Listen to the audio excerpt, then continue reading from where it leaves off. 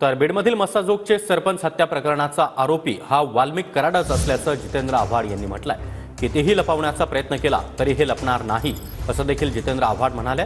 तर हत्येमागचा मास्टरमाइंड वाल्मिक कराडच संदीप क्षीरसागर यांनी देखील हा गंभीर आरोप केला। अटक करा अन्यथा पुढील आठवड्यामध्ये मोर्चा काढू असा इशारा देखील संदीप क्षीरसागर यांनी दिला।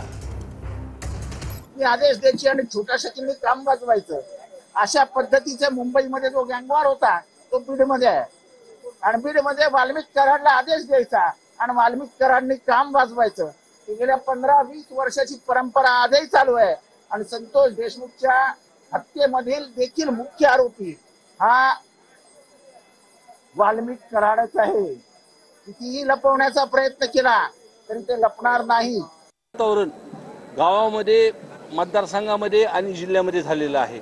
जे काही गुन्हे दाखल झालेत ह्या संदर्भातले त्याच्यामधले काही गुन्हेगार तर अटकच नाही आहेत, ते फक्त गुन्हे पुन्हा त्यांनी सांगण्यावरून त्यांनी केलेले हे प्रमुख गुन्हेगार नाही।